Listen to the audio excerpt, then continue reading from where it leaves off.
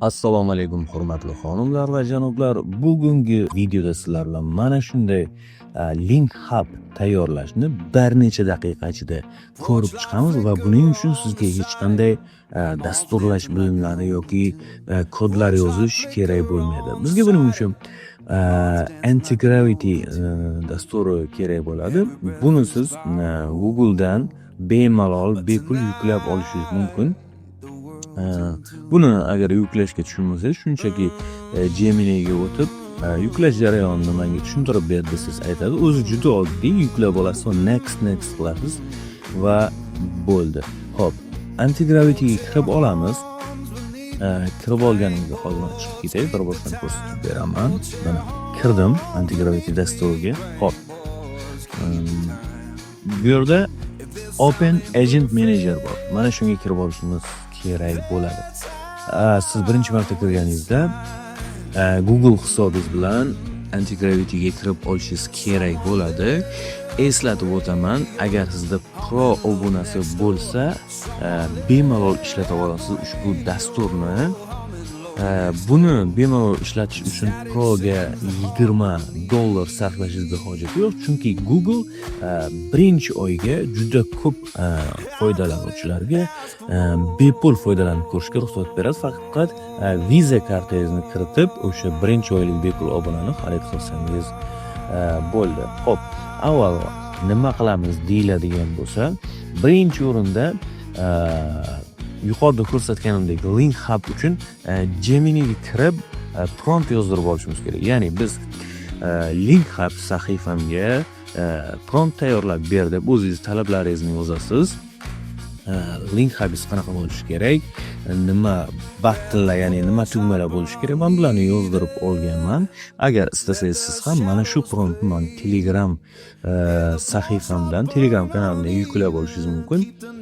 Telegram kanal manzilini videoda va video описаниесida berib o'tiraman. Xo'p. Open Agent modga kirib oldik. Ya'ni yana bir marta ko'rsatib beray. Mana Open Agent Manager'ga kirib olamiz. Xo'p, birinchi qiladigan ishimiz bu yerda yangi workspace ochib olishimiz kerak. Nimaga deyiladigan bo'lsa, chunki agar biz yangi workspace ochib olmasak, ishlarimiz betartib bo'lib ketadi. O'ng tugmani bosdim, new folder. Xo'p. That's there link hub deb qo'yaman men o'zim uchun. Xo'p. That's there link hub. Xo'p, select folder. Okdan tanladik. Xo'p, my trustni bosib qo'yamiz. Xo'p, endi biz Gemini'dan olgan promptimizni bu yerga jo'natamiz. Mana bu shu joyda diqqat qiling. Shu joyda diqqat qiling. Mana bu Gemini 3.1 high ga turishi kerak va planning ga turishi kerak birinchi loyihani boshlayotgan paytimizda. Chunki bu planningga turadigan bo'lsa, bu rejalab ketma-ket bajaradi. Bu yerda qarasangiz bir qancha LLM modellar bor. Xo'p, bu yerda Cloudy Sonnet bor, Cloud Ops 4.6 bor, Opus. Xo'p, GPT'dan ham bor. Hozir biz qiladigan ishga Gemini 3.1 high yetarli va planningga qo'yib olamiz va jo'natamiz va bir ozgina kutib turamiz. Xo'p, ko'rishimiz mumkin. Pakka ichidagi index.html faylni istalgan brauzer orqali ochib, natijani to'liq ko'rishingiz mumkin. Qo'shimcha o'zgartirish yoki biror yangilik qo'shish kerak bo'lsa, aytishingiz mumkin. Endi diqqat qiling. Men aytaman, mana shuni menga local hostda ishga tushirib ber deyman. Local hostda.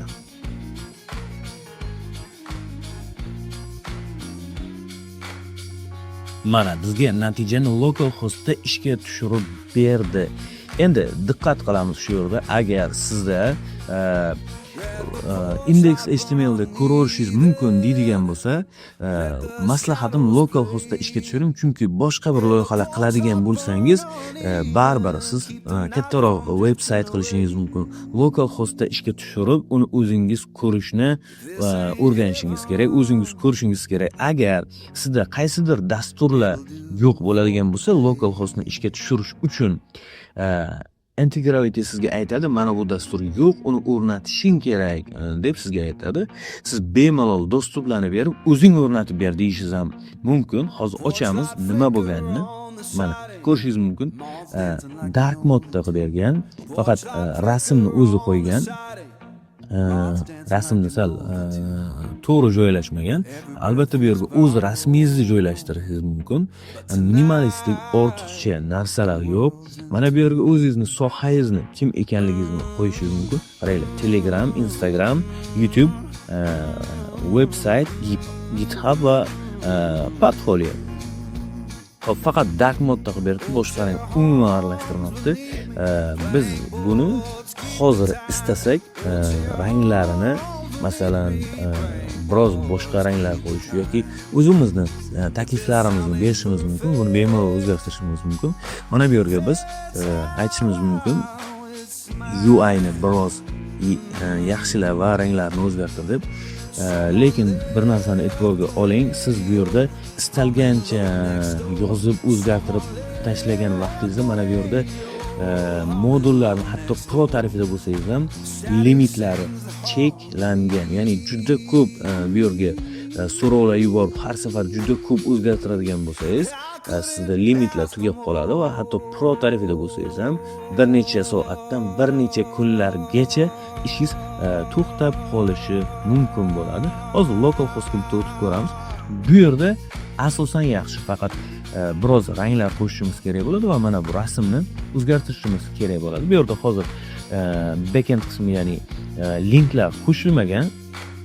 Linklar qo'shish uchun nima qilamiz deydigan bo'lsangiz, shunchaki juda oddiy, masalan, Telegram linkingizni bu yerga yuboradigan bo'lsangiz, barcha linklaringizni ro'yxat qilib, bu Telegram, bu Instagram deb yuboradigan bo'lsangiz, mana shu linklaringizni sizga qo'yib beradi. Hozir buni o'zimiz amaliyotda ham ko'rib chiqishimiz mumkin. Mana akkauntimni, o'zimning akkauntimni linkini yuboraman, ko'rib chiqamiz. Xo'p, ko'rib turganingizdek, bu yerda qo'shib berdim deb yozyapti. Telegram havolangiz muvaffaqiyatli qo'shildi. Endi local hostga yana bir marta o'taman va Telegramni bosaman. Bizni agar ishlayotgan bo'lsa, qaysidir kanalimga o'sha linkga olib o'tish kerak. Xo'p. Bu yerda ko'rishingiz mumkin, hech narsa qo'shmagan linkga, mana ko'rdingizmi, xatolik chiqyapti. Qo'shilmagan deymiz hozir.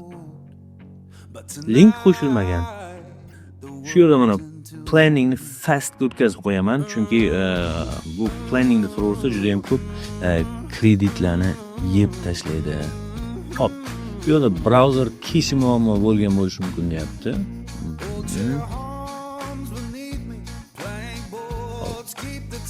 Mana haqiqatan ham brauzer keshi muammo bo'lgan ekan.